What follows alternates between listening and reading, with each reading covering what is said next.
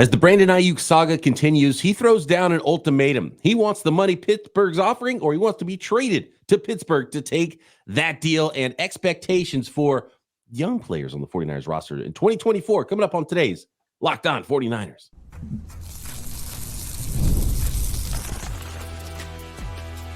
You are Locked On 49ers, your daily San Francisco 49ers podcast, part of the Locked On Podcast Network, your team every day. Welcome to Locked On 49ers. Brian Peacock and Eric Crocker at BD Peacock at Crocky209. Thanks, everybody, for making us your first listen on the Locked On Podcast Network, your team every day. We love our everydayers, and we always appreciate it when you hit that subscribe button. So many everydayers even, or new folks aren't subscribed, so hit that subscribe. We see the numbers. We know who's subscribed and who's not. Hit the subscribe so you know when we have a new pod for you, as we do daily here on Locked On 49ers on YouTube or wherever you are listening to this podcast. Today's episode of Locked On 49ers brought to you by LinkedIn Jobs. LinkedIn Jobs helps you find qualified candidates you want to talk to faster. Post your job for free at linkedin.com/LockedOnNFL. That's linkedin.com/LockedOnNFL to post your job for free. Terms and conditions apply. All right, Croc, the latest. I was just thinking about this because yesterday we did a podcast that didn't even mention Brandon Aiyuk's name. Not yesterday, Saturday night post game, Sunday morning, whenever you listen to this. Maybe you're listening to it Monday morning. The post game podcast. We didn't mention Brandon Aiyuk because Brandon Aiyuk's not participating. And it might be the first podcast in months that we haven't mentioned Brandon Aiyuk's name. And it's hilarious because I remembered back to after the draft. And I said something during a podcast like, okay, now that Brandon Aiyuk hasn't been traded, it was like day 2 of the draft. Now that Brandon Aiyuk hasn't been traded, we should probably only have one more Brandon Aiyuk contract episode, and that's when he signs. And that has absolutely not been the case. And the latest now is that Brandon Aiyuk has tried to drop the hammer on all of the leverage that he has on the 49ers, saying that he will not play under his 5th-year option, and that the 49ers. So he's just going to completely sit out. That's what he's saying. Which he hold on. Who would advise him to do that? I said this last week. I blame his agent for some of this right now because they've let this negotiation go to a weird place where, like, if he doesn't get 100% of what he's asking, it's a huge loss publicly for him. And the fact that all of this is public, I think, hurts him unless he gets everything he wants. And I don't know if he really wants to be in Pittsburgh, but it's like, it's like calling your bluff with a lot of this stuff. And are you bluffing or are you not bluffing? And he has to be bluffing with the contract thing because look, and he says either pay the money that Pittsburgh has offered and that he's agreed to with Pittsburgh, or trade him to Pittsburgh. And that's what he said to the 49ers. Now, I can tell by the look on your face, Croc, that you think that the 49ers should say no to that ultimatum and be like, nah, when we get and this is how I feel about it too. When the Steelers give us an offer that we like, we will trade you. And if not, we will not. And so I don't know how far apart they are. I don't know what the numbers are on the contract. It seems like something they could get done. Is Kyle Shanahan truly, as Mike Silver wrote, so annoyed that with Brandon Aiyuk that it would be addition by subtraction in their minds, and they don't want Brandon Aiyuk anymore, and they're just waiting for the best offer from the Pittsburgh Steelers? That's kind of my question with it, because Brandon Aiyuk is not going to lose game checks. He might sit out a week or two.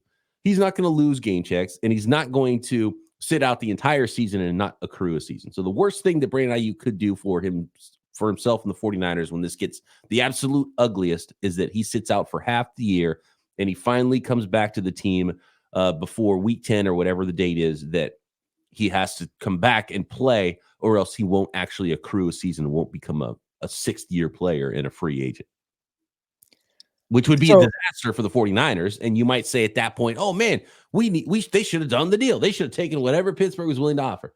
And I still say no to that because you still have a tag and trade.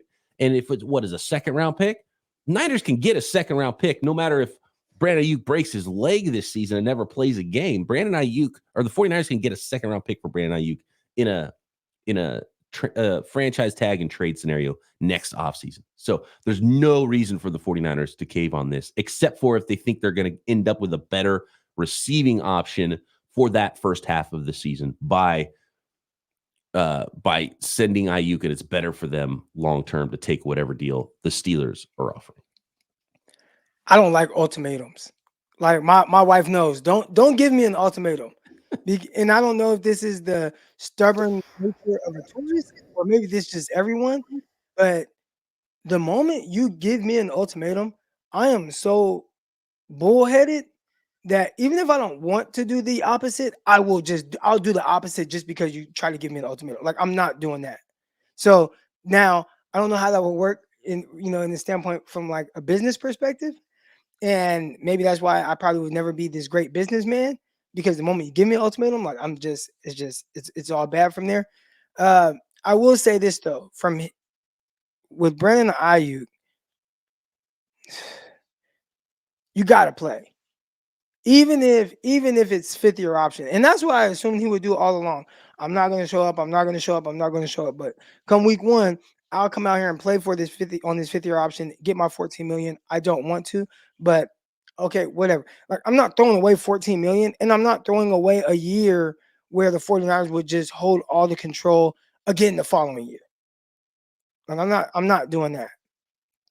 So that part just makes zero sense to me for him to give the 49ers that ultimatum. Like, oh, well, just pay me or I'm not going to play. Well, I guess you're just not going to play, and we're going to hold you again. We're going to have your rights again next year.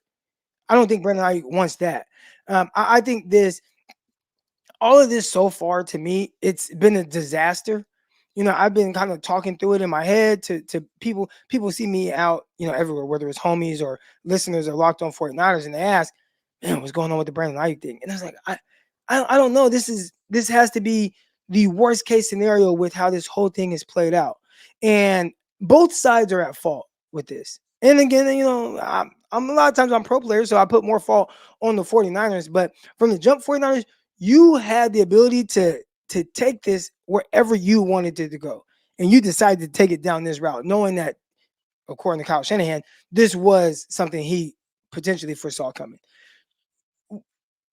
You needed this deal to be figured out. It's hard. If you had no intentions of ever reaching a certain number, then you should have traded him in March, where I feel like around the new league year, you would have had much more suitors. You would have had much more people that had the ability to either trade for him from a draft picks, or maybe even a receiver that they potentially wouldn't want the following year. If you would have had much more teams that would have been able to give him what he wanted financially, but you decided to wait. I remember this happened kind of with Dez Bryant. It was like the Cowboys released him at this really weird time. I'm like, this is not a great time for Dez Bryant to get released, because everybody has either have their receiver room situated, or they don't have the money like that is already been allocated to all these different avenues, to where like they don't have the money to get them. And the 49ers have done that with Brandon Aiyuk. It's like we've heard all along kind of where this was going. Teams called the 49ers. They called them. And the 49ers were like, oh, we're not interested in trading Brandon Aiyuk. Now, I don't know if that's what they were just saying, or maybe if behind closed doors they were having conversations with people, but they made it sound like initially they weren't fielding offers. People were calling, people were interested. We're not fielding offers. If teams were able to field offers, would they potentially have gotten more for Aiyuk than they can right now? When now you've backed yourself into a corner where there may be three teams, and it's like, well, if these three teams if it can't work out exactly how we want, then we're just going to keep them. I get it. You have that option, but I feel like because of that, it's gotten to where it's at right now, which this is really just a disaster for both sides. And even more so for the 49ers, because you drafted Ricky Pearsall, and we'll talk about kind of, his hand and all this, but Ricky Pearsall, Jacob Cowling, I think if they were just like normal, we're healthy, we're out there like Juwan Jennings has been, like Deebo Samuel has been, we're out there, we're practicing, maybe the 49ers would have just let Aiyuk go. But because those guys have not been healthy at all. Like, it's been very up and down with their health throughout the offseason, throughout training camp. You can't even trade Brandon Aiyuk because you need something in return because you can't trust the two rookies. So it's just really been a disaster how this whole thing has played out. Yeah, that's the part of it I hate, is the fact that the 49ers feel like they have to have some like big piece back in a trade in the short term for Brandon Aiyuk. More next, Croc, on what you mentioned, Ricky Pearsall, Jacob Cowling to an extent. Expectations for those guys in 2024 as rookies. Some other young players, game notes and expectations for Dominic Pooney, Malik Mustafa, Kalia Davis. And I think there is a tie-in, and I think you nailed it, and you hinted around it there with Pearsall and an Aiyuk trade, and another thing that might be holding up a potential Aiyuk move. Coming up next. This episode of Locked On 49ers is brought to you by eBay Motors. Passion, drive, and patience. It's the formula for winning championships. It's also what keeps your ride or die alive. eBay Motors has everything you need to maintain your vehicle and level it up to peak performance. Superchargers, roof racks, exhaust kits, LED headlights, and more. Whether you're into speed, power, or style, eBay Motors has you covered with over 122 million parts for your number one ride or die. You'll always find exactly what you're looking for, and with eBay Guaranteed Fit, your part is guaranteed to fit your ride every time, or your money back. Because with eBay Motors, you're burning rubber, not cash. With all the parts you need at the prices you want, it's easy to make your car into the MVP and bring home that W. So keep your ride or die alive at ebaymotors.com. Eligible items only. Exclusions apply. eBay Guaranteed Fit only available to U.S. customers.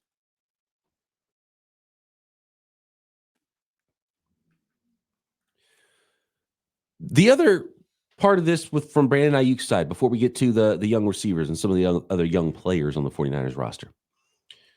I've mentioned this many times.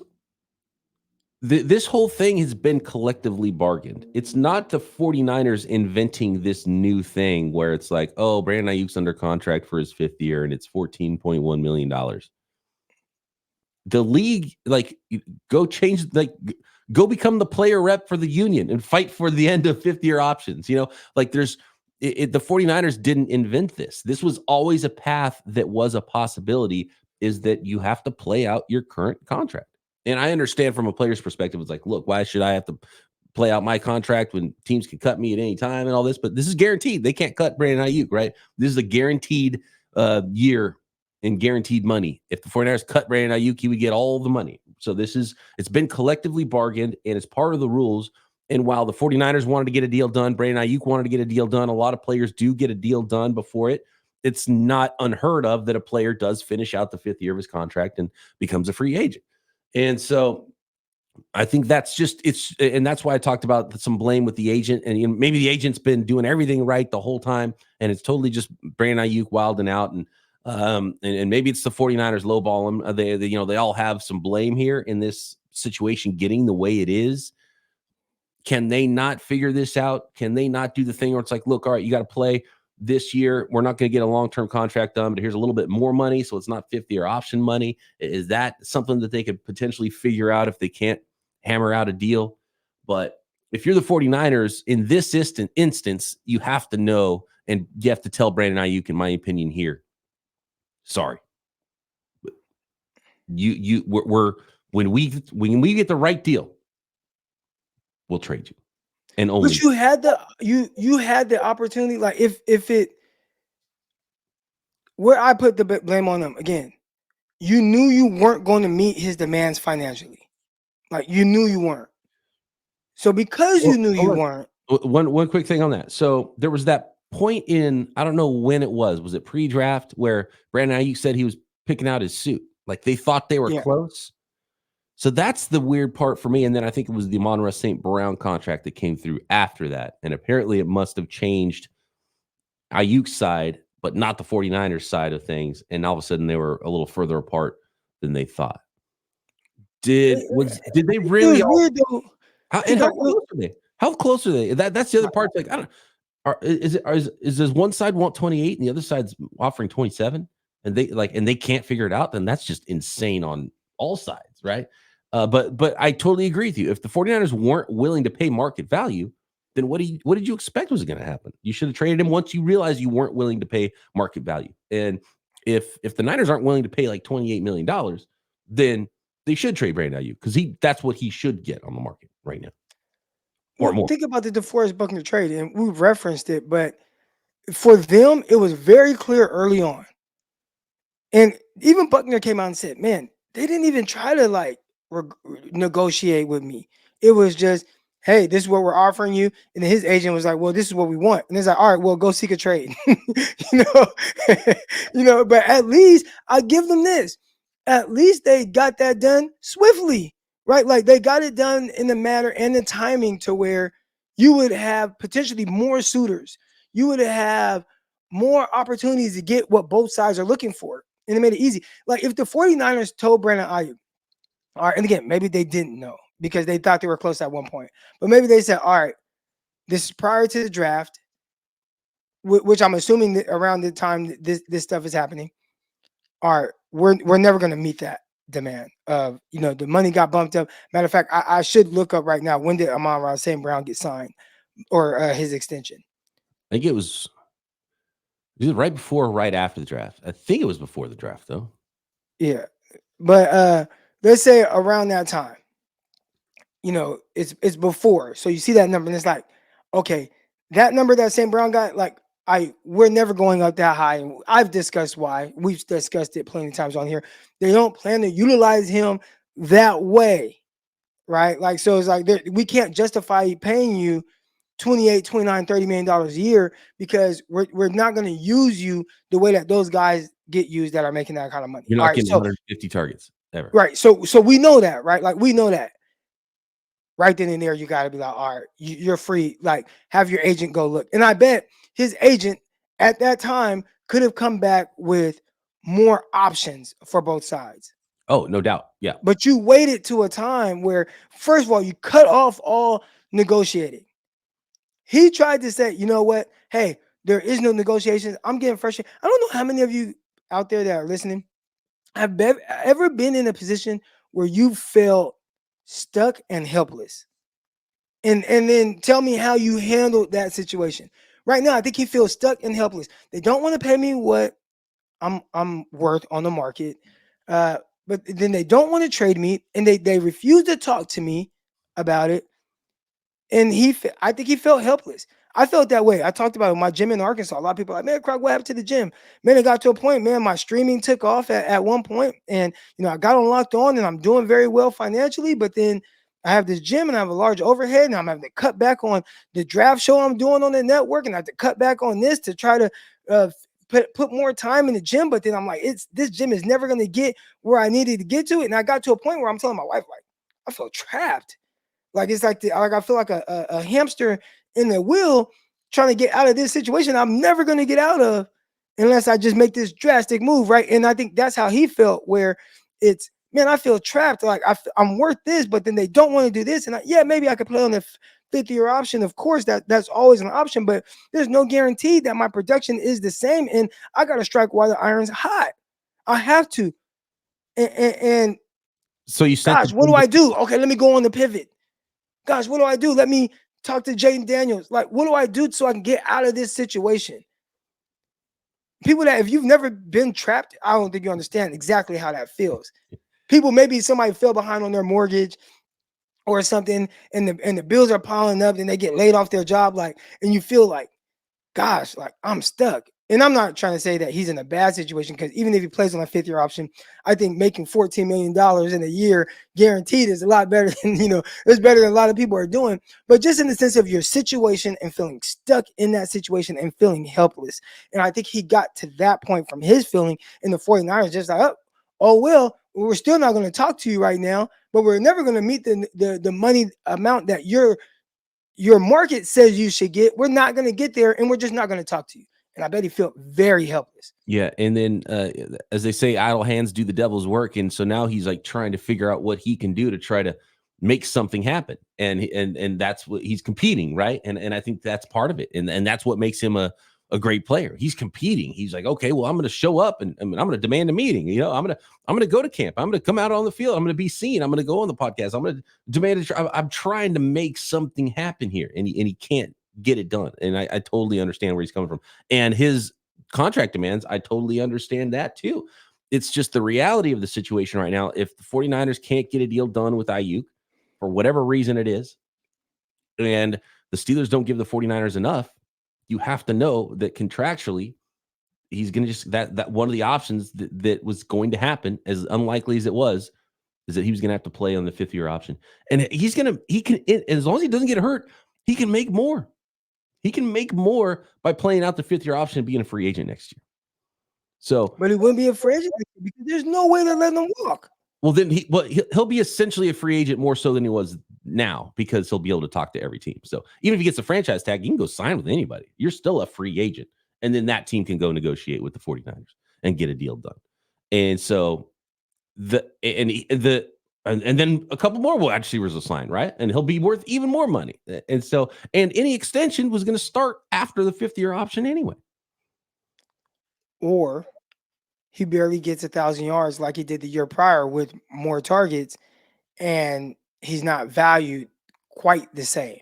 Well, let's say Brandon Aiyuk and he's a year older. Like, you know what I'm saying? Like, those are the things. That part is very ideal for the 49ers, not as ideal for the athlete. I think I would bet that he would make a bigger contract than whatever the Steelers offered next offseason. He would get more money. I think, and have more suitors potentially. There's a better chance of that. Yeah. First of all, you get the entire league, and everyone needs wide receivers, and the money's going crazy. The market keeps going up every offseason. I mean, it's gone up. It went up crazy in just one offseason, twice in a row. So I think, and then obviously, you know, the reason a lot of players end up playing on their 5th-year option, not because not only can they not get a deal done with their current team, but it's already it's a big boost in pay. It's not as much as he would make at his position right now, but it's if he was tagged like a second, and that's the other part, second round picks. And I don't know if they're able to fix this, but a second round pick that gets franchise tagged like T. Higgins makes more than a first round pick that was a 5th-year option. Yeah, and yes, absolutely, because the tag is what average of top 5 contracts. And 5th-year option, it would be a lot higher if he was a higher pick, but he was a later first-round pick, 25th overall too. So that factors in as well. Anyway, okay, I want to talk about the young players in Pearsall, Cowing, Pooney, Mustafa, Kalia Davis, and more next. This episode of Locked On 49ers brought to you by LinkedIn Jobs. LinkedIn Jobs is the place to go if you are hiring for your small business. And when it comes to LinkedIn Jobs, they help you find the qualified candidates, the qualified professionals for your role, not only faster, but they'll help you find them for free. And LinkedIn Jobs isn't just some regular old job board either. LinkedIn Jobs has a billion with a B job seekers and job havers already on LinkedIn. So if you're not looking on LinkedIn, you're looking in the wrong place. And some of these job seekers, over 70%, don't go to other job boards. So if you're not looking at LinkedIn, you're looking in the wrong place, because some of those potential professionals that would fit your perfect role might be willing to leave their current job for the perfect role. But if you're not on LinkedIn, they're not going to see it because they're not actively seeking right now. So post your job for free at linkedin.com/LockedOnNFL. That's linkedin.com/LockedOnNFL to post your job for free. Terms and conditions apply.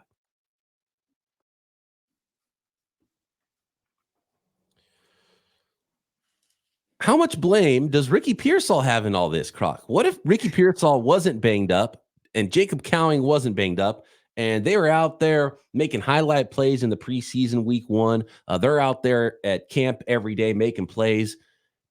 Would that make the 49ers feel a lot better about this thing? And they would just take the picks and not have to worry about getting Amari Cooper back, or not have to worry about getting even Kendrick Bourne back in a trade of Brandon Aiyuk? Like the last name you mentioned, like should trading Aiyuk be contingent on if you are able to get Kendrick Bourne back in return when you just drafted a rookie receiver in the first round? Absolutely. So that lets you know right there. I think that definitely has a big hand in it, that they were willing to make that trade if they get KB back. And I like Kendrick Bourne. I'm the leader of the hashtag justice for Kendrick Bourne. And he's done very well. But this is also a guy who's coming off of a torn ACL. He wasn't the most explosive receiver previously to having the injury. But now he's got the injury. They gave him a new contract, and they're trying to include him in this trade almost like a NBA. Sometimes they'll throw like this guy into a trade just because it helps on the money side of things. Yeah, an expiring contract. Yeah, and I think that's maybe what the Patriots were trying to do, but the 49ers are willing to accept it. So you're willing to accept that with KB involved. That lets me know how you feel about your rookies. That lets me, and you feel this way ultimately because they haven't been out there on the field. And if we know one thing about Kyle Shanahan, if he doesn't trust you 100%, like rookies, they're coming in. I bet most teams, it's like, do you trust your rookie player, your rookie receiver? Not really, but hey, we're going to work with him. We're going to continue to get him right. Kyle Shanahan is like, do you trust your rookie receiver? Hell no, and I don't want to play him if I don't have to play him. Matter of fact, I didn't want to play Brandon Aiyuk. Yeah. Brandon Aiyuk had almost 900 yards or 800 yards, whatever it was. We thought, hey, this is a good rookie year. He's going to be wide receiver 1 next year. And Kyle's like, hell no, I didn't even want to play him then. So it's even deeper than that. If not only does he not want to play anybody that's not 100%, 1,000% ready to go, which I think also a big part of that is where the 49ers are in the sense of, being contenders.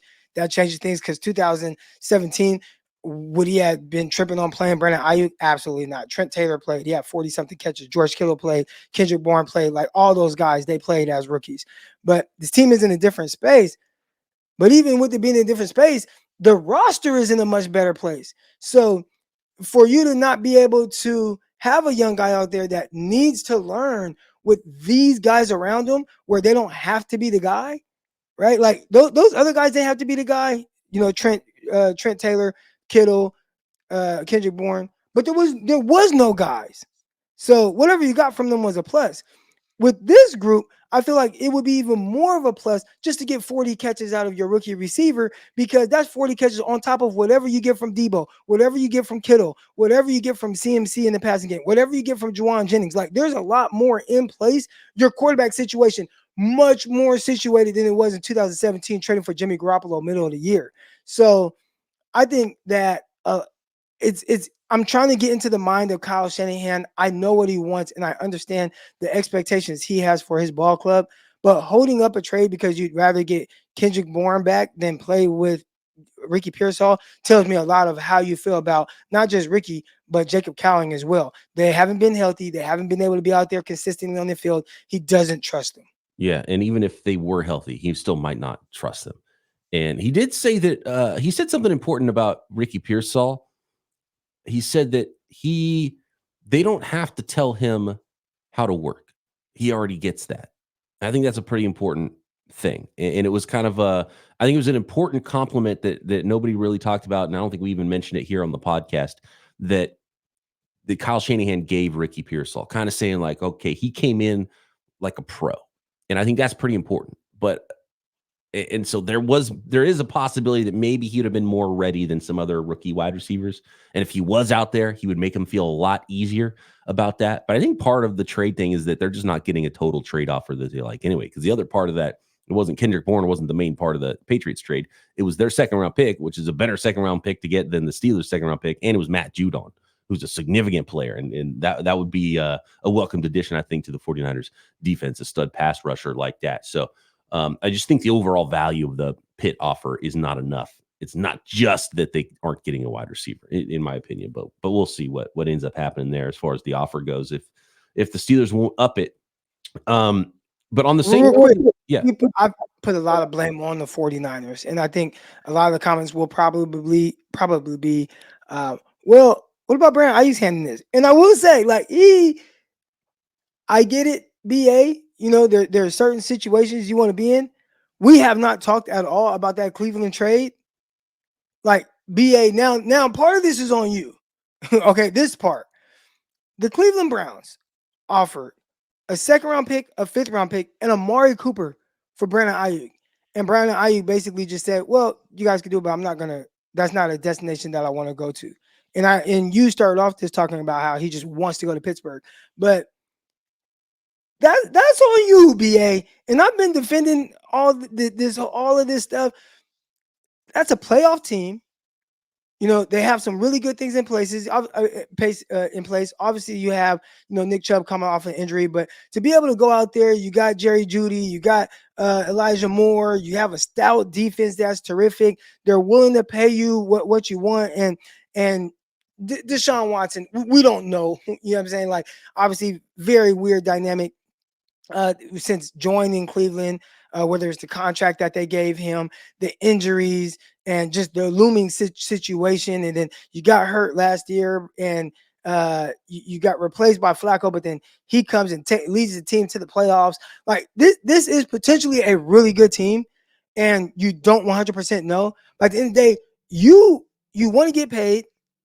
You want to go to a team that has more of a chance than the Patriots. Why would you not accept that Browns trade? Because I felt like that would have been good for both sides. In Cleveland, there are some people who wants to live in Cleveland. The 49ers just did a full-on workout at George Kittle's house. And we're not talking about in Los Gatos or wherever the hell in the South Bay. We're talking about in Nashville, Tennessee. So wherever you play, that doesn't have to be your like home full time. So even if he goes to Cleveland and everybody's like, who wants to live in Cleveland? Man, he can have a cool little, a little modest home, or, a condo or something in Cleveland. His house could be wherever he wants it to be. You're only there for half the year. You can go home at different times. Like, it doesn't have to be, it's not like us regular people who you have a job somewhere, you live there, and that's that. He can live wherever he wants in the off season, like George Kittle does. So I'm not even buying that part of the dynamics. It's not like you have to, well, our grassroots are here in Cleveland, Ohio. No. So I am on the side of the players, and I'm on the side of like not how we kind of got to this point. I'm on the side of Brandon Aiyuk. But after that situation right there and turning that down, you kind of got to look at yourself as well a little bit. And he could have gotten paid by two teams, and he'd be in New England or he'd be in Cleveland right now and could have gotten paid. And that wasn't enough for him. So I don't fault him for not going to New England. And again, you're not a free, to be honest with you, man, if Drake May goes crazy this year, next offseason, that might be the destination for players, right? Young star quarterback. They already got a defense. But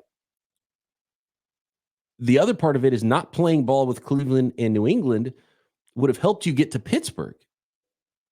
The fact that he didn't play ball with them hurt his ability to get to Pittsburgh because you needed that bidding war for the 49ers side of things. So he needed. Do you think he was just done? Do you think that he thought, well, I only want to go there and like, oh, this is a done thing, right? Was he so bullish on Pittsburgh? Because, well, I don't have to pin Pittsburgh against New England and Cleveland because, oh, we already got this situated. I done talked to Tomlin. My agents talked to him. Hey, this is good. It's a good situation. We're good. I do think that Tomlin and the Steelers and maybe Aiyuk thought that it was going to be a done deal because they got their side of stuff done. But the 49ers were like, well, not so fast. We need our other side of this, which is the trade offer. And it's not there yet. And I think that's why we saw so many reports about this deal being done, because I think there were parties that thought it was done. So maybe that's why he said, okay, no to all this other stuff. I just want Pittsburgh, but not realizing that the offer wasn't good enough on the 49ers side. And the Steelers are like, we're not bidding against anybody. We don't need to offer anymore. And so that's kind of where the standstill is with that offer now. Right. I wanted to talk more about Pooney, Mustafa, Davis, and the expectations for rookies and the trust level for rookies. But let's push that off to another episode this week because we got plenty of time before we get ready for another preseason game here for the 49ers. And I think it's going to be an ongoing thing here. And it's the same as similar to the conversation of Ricky Pearsall. And just because you were drafted high and just because you even look good in practice, there's a lot for a rookie to know in the NFL and the trust level based on the preseason game, as good as it looked for some players, why there might not be a trust level for those rookies to play early in their rookie seasons. We'll talk about that next time right here on Locked On 49ers. Make sure you hit that subscribe button on YouTube or wherever you are listening to this podcast. Croc and I back next time. Locked On 49ers.